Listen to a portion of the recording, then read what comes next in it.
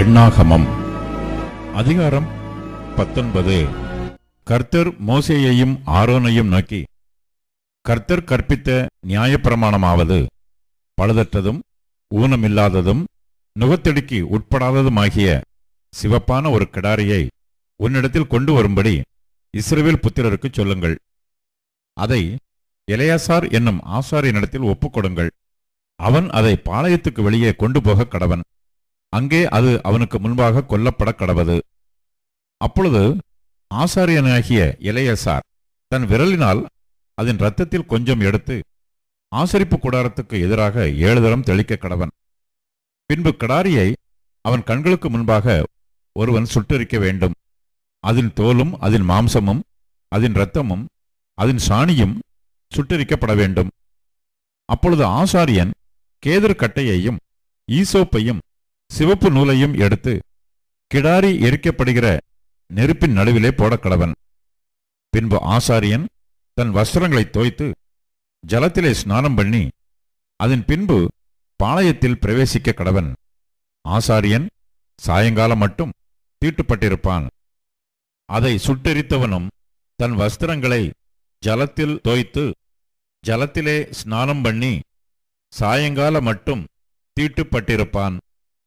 சுத்தமாயிருக்கிற ஒருவன் அந்த கிடாரியின் சாம்பலை வாரிக்கொண்டு பாளையத்துக்கு புறம்பே சுத்தமான ஒரு இடத்திலே கொட்டி வைக்க கடவன். அது இஸ்ரவேல் புத்திரரின் சபைக்காக தீட்டு கழிக்கும் ஜலத்துக்கென்று காத்து வைக்கப்பட வேண்டும். அது பாவத்தை பரிகரிக்கும்.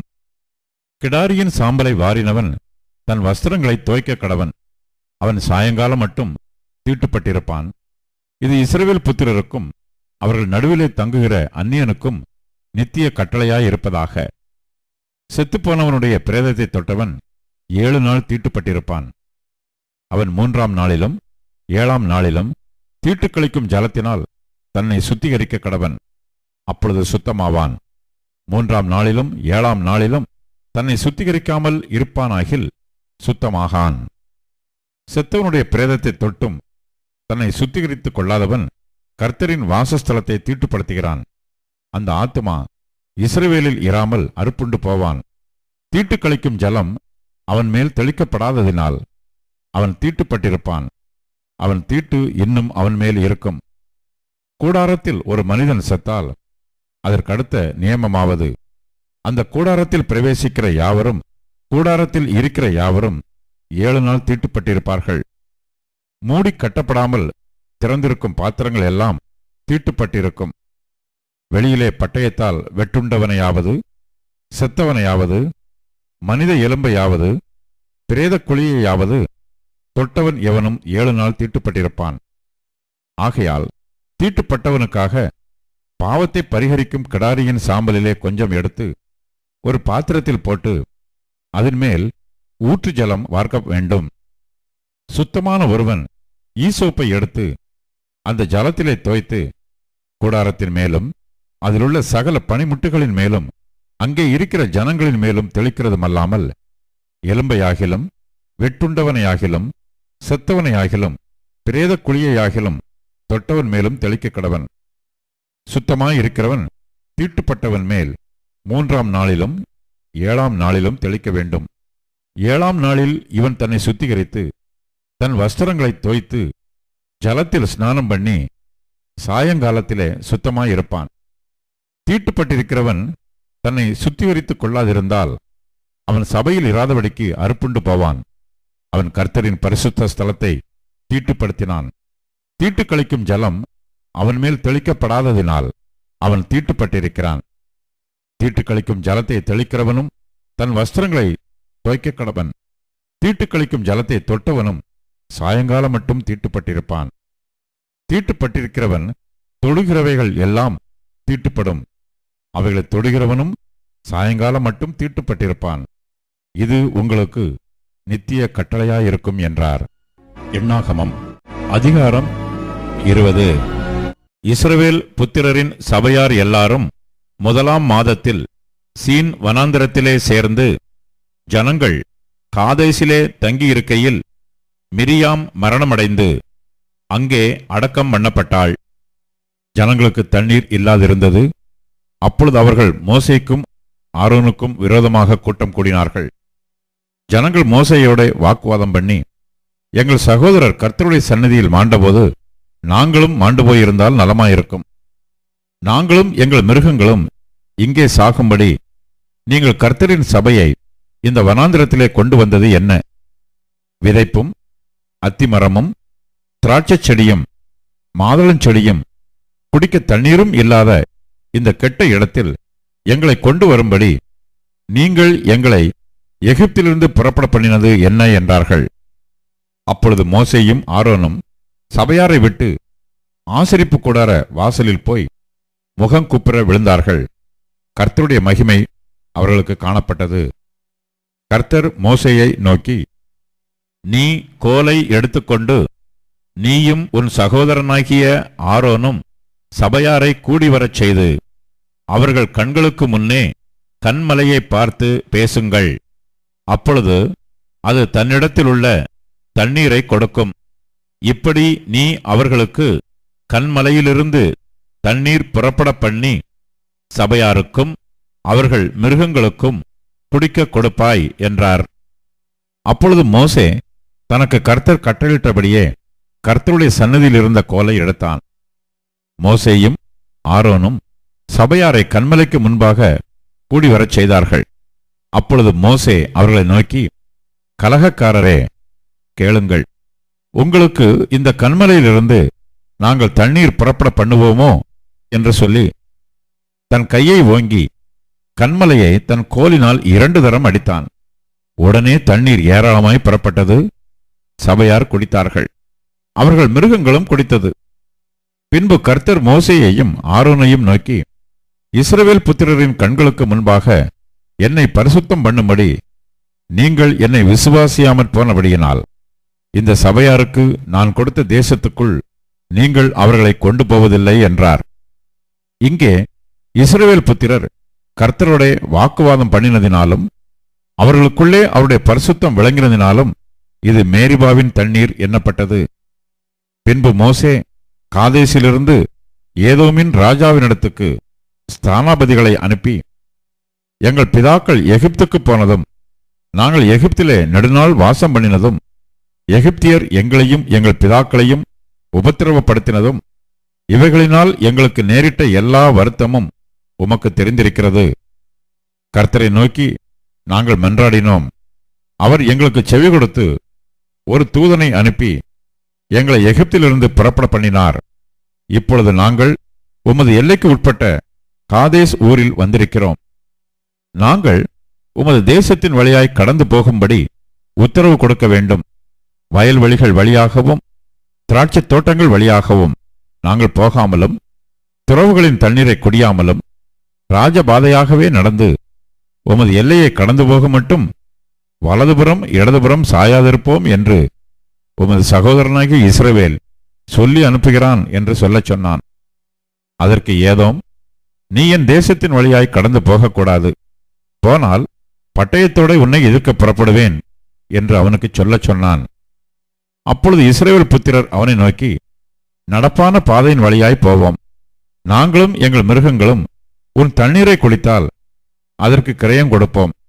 வேறொன்றும் செய்யாமல் கால்நடையாய் மாத்திரம் கடந்து போவோம் என்றார்கள். அதற்கு அவன், நீ கடந்து போகக்கூடாது என்று சொல்லி வெகு ஜனங்களோடும் பலத்த கையோடும் அவர்களை எதிர்க்க புறப்பட்டான். இப்படி ஏதோம் தன் எல்லை வழியாய் கடந்து போகும்படி இஸ்ரவேலருக்கு உத்தரவு கொடுக்கவில்லை. ஆகையால் இஸ்ரவேலர் அவனை விட்டு விலகிப் போனார்கள். இஸ்ரவேல் புத்திரரான சபையார் எல்லாரும் காதேசை விட்டு பிரயாணப்பட்டு ஓர் என்னும் மலைக்கு போனார்கள். ஏதோம் தேசத்தின் எல்லைக்கு அருகான ஓர் என்னும் மலையிலே கர்த்தர் மோசேயையும் ஆரோனையும் நோக்கி, ஆரோன் தன் ஜனத்தாரோடே சேர்க்கப்படுவான். மேரிபாவின் தண்ணீரை பற்றிய காரியத்தில் நீங்கள் என் வாக்குக்கு கீழ்ப்படியாமற் போனபடியினால் நான் இஸ்ரவேல் புத்திரருக்கு கொடுக்கிற தேசத்தில் அவன் பிரவேசிப்பதில்லை. நீ ஆரோனையும் அவன் குமாரனாகிய எலியாசாரையும் கூட்டிக் கொண்டு அவர்களை ஓர் என்னும் மலையில் ஏறப்பண்ணி ஆரோன் உடுத்தியிருக்கிற வஸ்திரங்களை கழற்றி அவைகளை அவன் குமாரனாகிய எலியாசாருக்கு உடுத்துவாயாக. ஆரோன் அங்கே மரித்து தன் ஜனத்தாரோட சேர்க்கப்படுவான் என்றார். கர்த்தர் கட்டளிட்டபடியே மோசே செய்தான். சபையார் எல்லாரும் பார்க்க அவர்கள் ஓர் என்னும் மலையில் ஏறினார்கள். அங்கே ஆரோன் உடுத்திருந்த வஸ்திரங்களை மோசே கழற்றி அவைகளை அவன் குமாரனாகிய எலெயாசாருக்கு உடுத்தினான். அப்பொழுது ஆரோன் அங்கே மலையின் உச்சியிலே மரித்தான். பின்பு மோசேயும் எலெயாசாரும் மலையிலிருந்து இறங்கினார்கள். ஆரோன் ஜீவித்துப் போனான் என்பதை சபையார் எல்லாரும் கண்டபோது இஸ்ரவேல் வம்சத்தார் எல்லாரும் ஆரோனுக்காக 30 நாள் துக்கம் கொண்டாடினார்கள். எண்ணாகமம் அதிகாரம் 21. வேவுக்காரர் காண்பித்த வழியாக இஸ்ரவேலர் வருகிறார்கள் என்று தெற்கே வாசம் பண்ணுகிற கானானியனாகிய ஆராத் ராஜா கேள்விப்பட்டபோது அவன் இஸ்ரவேலுக்கு விரோதமாக யுத்தம் பண்ணி அவர்களில் சிலரை சிறைப்பிடித்துக் கொண்டு போனான். அப்பொழுது இஸ்ரவேலர் கர்த்தரை நோக்கி, தேவரீர் இந்த ஜனங்களை எங்கள் கையில் ஒப்புக் கொடுத்தால் அவருடைய பட்டணங்களை சங்காரம் பண்ணுவோம் என்று பிரதிஜ்ஞை பண்ணினார்கள். கர்த்தர் இஸ்ரவேலின் சத்தத்துக்கு செவி கொடுத்து அவர்களுக்கு கானானியரை ஒப்புக் கொடுத்தார். அப்பொழுது அவர்களையும் அவர்கள் பட்டணங்களையும் சங்காரம் பண்ணி அவ்விடத்திற்கு ஓர்மா என்று பெயரிட்டார்கள். அவர்கள் ஏதோம் தேசத்தை சுற்றி போகும்படிக்கு ஓர் என்னும் மலையை விட்டு சிவந்த சமுத்திரத்தின் வழியாய் பிரயாணம் பண்ணினார்கள். வழி நிமித்தம் ஜனங்கள் மனமடிவடைந்தார்கள்.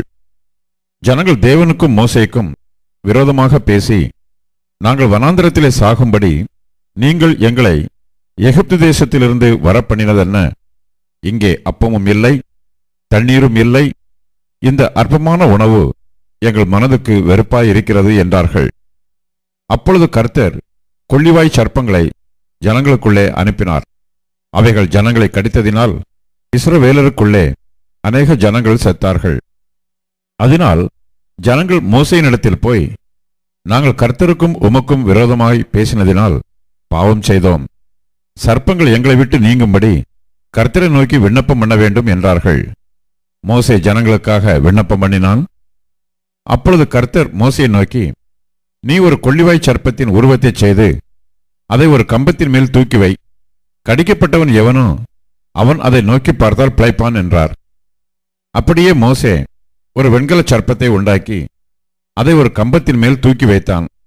சர்ப்பம் ஒருவனை கடித்தபோது அவன் அந்த வெண்கல சர்ப்பத்தை நோக்கி பார்த்து பிழைப்பான். இஸ்ரவேல் புத்திரர் பிரயாணப்பட்டு போய் ஓபோத்தில் பாளையம் இறங்கினார்கள்.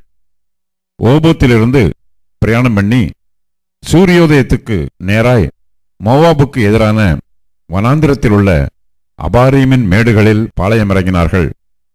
அங்கே இருந்து பிரயாணப்பட்டு போய் சாரேத் பள்ளத்தாக்கிலே பாளையம் இறங்கினார்கள். அங்கே இருந்து பிரயாணப்பட்டு போய் எமோரியரின் எல்லையிலிருந்து வருகிறதும் வனாந்திரத்தில் ஓடுகிறதுமான அர்னோன் ஆற்றுக்கு இப்புறம் பாளையம் இறங்கினார்கள். அந்த அர்னோன் மோவாபுக்கும் எமோரியருக்கும் நடுவே இருக்கிற மோவாபின் எல்லை. அதனால் சூப்பாவிலுள்ள வாகேபும் அர்னோனின் ஆற்றுக்கால்களும் ஆர் என்னும் ஸ்தலத்துக்கு பாயும் நீரோடையும் மோவாபின் எல்லையை சார்ந்திருக்கிறது என்னும் வசனம் கர்த்தருடைய யுத்த புஸ்தகத்தில் எழுதியிருக்கிறது. அங்கே இருந்து பேயோருக்கு போனார்கள். ஜனங்களை கூடி வரச் செய், அவர்களுக்கு தண்ணீர் கொடுப்பேன் என்று கர்த்தர் மோசேக்கு சொன்ன ஊற்று இருக்கிற இடம் அதுதான்.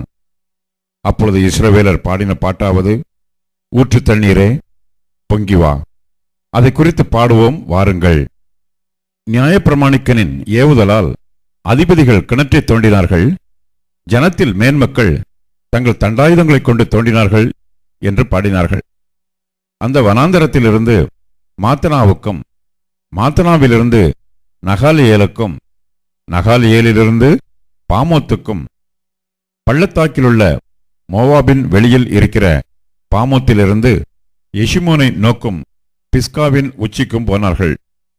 அப்பொழுது இஸ்ரவேலர் எமோரியரின் ராஜாவாகிய சீகோனிடத்தில் ஸ்தானாபதிகளை அனுப்பி, உமது தேசத்தின் வழியாய் கடந்து போகும்படி உத்தரவு கொடுக்க வேண்டும்.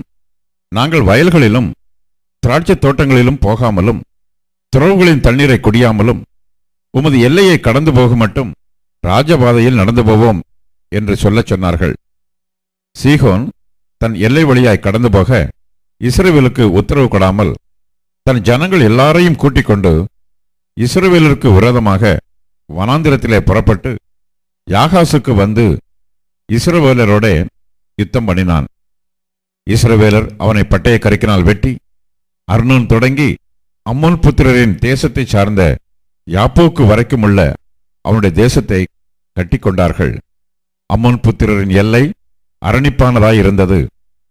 இஸ்ரவேலர் அந்த பட்டணங்கள் யாவையும் பிடித்து எஸ்போனிலும் அதை சார்ந்த எல்லா கிராமங்களிலும் எமோரியருடைய எல்லா பட்டணங்களிலும் குடியிருந்தார்கள். எஸ்போனானது எமோரியரின் ராஜாவாகிய சீகோனின் பட்டணமாயிருந்தது. அவன் மோவாபியரின் முந்தின ராஜாவுக்கு விரோதமாக யுத்தம் பண்ணி அர்னோன் வரைக்கும் இருந்த அவன் தேசத்தை எல்லாம் அவன் கையிலிருந்து பறித்து கொண்டான். அதனாலே கவி கட்டுகிறவர்கள், எஸ்போனுக்கு வாருங்கள், சீகோனின் பட்டணம் ஸ்திரமாய் கட்டப்படுவதாக. எஸ்போனிலிருந்து அக்கினியும் சீகோனுடைய பட்டணத்திலிருந்து ஜுவாலையும் புறப்பட்டு மோவாபுடைய ஆர் என்னும் ஊரையும் அர்னோனுடைய மேடுகளில் உள்ள ஆண்டவமார்களையும் பட்சித்தது. ஐயோ மோவாபே, கோமோஷ் தேவனின் ஜனமே, நீ நாசமானாய். தப்பி ஓடின தன் குமாரரையும் தன் குமாரத்திகளையும் எமோரியரின் ராஜாவாகிய சீகோனுக்கு சிறைகளாக ஒப்புக் கொடுத்தான். அவர்களை எய்து போட்டோம். எஸ்போன் பட்டணம் தீபோன் ஊர் வரைக்கும் நாசமாயிற்று. மேதேபாவுக்கு சமீபமான நோப்பா பட்டண பரியந்தம் அவர்களை பாழாக்கினோம் என்று பாடினார்கள். இஸ்ரவேலர் இப்படியே எமோரியரின் தேசத்திலே குடியிருந்தார்கள். பின்பு மோசே யாசேர் பட்டணத்துக்கு வேவு பார்க்கிறவர்களை அனுப்பினான். அவர்கள் அதைச் சேர்ந்த கிராமங்களை கட்டிக்கொண்டு அங்கே இருந்த எமோரியரை துரத்திவிட்டார்கள். பின்பு பாசானுக்கு போகிற வழியாய் திரும்பிவிட்டார்கள். அப்பொழுது பாசான் ராஜாவாகிய ஓக் என்பவன் தன் சமஸ்த ஜனங்களோடும் அவர்களை எதிர்த்து யுத்தம் பண்ணும்படிக்கு எத்திரேயுக்கு புறப்பட்டு வந்தான். கர்த்தர் மோசேயை நோக்கி, அவனுக்கு பயப்பட வேண்டாம், அவனையும் அவன் ஜனங்கள் எல்லாரையும் அவன் தேசத்தையும் உன் கையில் ஒப்புக் கொடுத்தேன். எஸ்போனிலே வாசமாயிருந்த எமோரியரின் ராஜாவாகிய சீகோனுக்கு நீ செய்தபடியே இவனுக்கும் செய்வாய் என்றார். அப்படியே ஒருவரும் உயிருடன் மீதியாயிராதபடிக்கு அவனையும் அவன் குமாரரையும் அவனுடைய சகல ஜனங்களையும் வெட்டி போட்டு அவன் தேசத்தை கட்டிக்கொண்டார்கள்.